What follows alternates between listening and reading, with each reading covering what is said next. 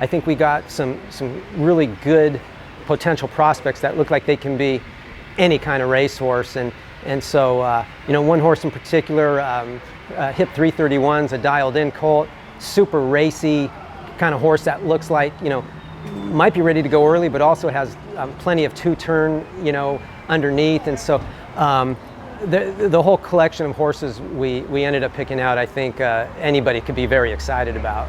You know, there's different things you look for in a horse, and they all go down and do a brief show in a certain time. And of course, the faster the time, you think the faster the horse. But pretty much any of these horses can go down there and work close to the same speeds. It's more so, what are the mechanics of the horse? How do they do it? How does the horse finish up the work? How do they gallop out? And more important for me, more so than the time, is the fluidity of motion of the horse, the mechanics of the horse, how the horse carries itself. And so with Hip 331, this is a horse that, very leggy horse, very kind of racy, fast-looking horse, but also looks like a horse that's going to grow into itself and be able to run all day.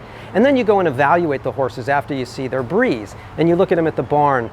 And it's important to see a horse that has a good walk. You know, you want to see a very efficient walk where there's not a lot of wasted motion, because that's going to carry over and translate into a horse that's covering more ground with less effort. You know, those kinds of things. So there's all kinds of variables, and when I end up buying a horse, I have a set of criteria and check boxes, and I try to get as close to 100%, you're never going to get that, based on value. And so in particular, this horse checked off those boxes. And for me, when I'm making a decision to buy a racehorse, I come to the breeze show, but I also see the horses before they have their breeze. I see the breeze. I see the horse right after the breeze. I see the horse at the, there's a lot of checkpoints. You want to see how a horse reacts. This is a tough environment for a 2-year-old to have to go through. Some react in a good way and some don't. So there's so many factors. And so when it's time to make a decision, say this is a horse I want to buy,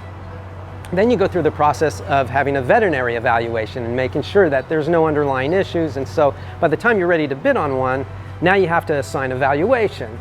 And when it's a tough market, you do all that work and you don't get the horse sometimes. And so when you do get one, you feel like you've already won the race. It's half the battle. 331 checked off primarily all those boxes.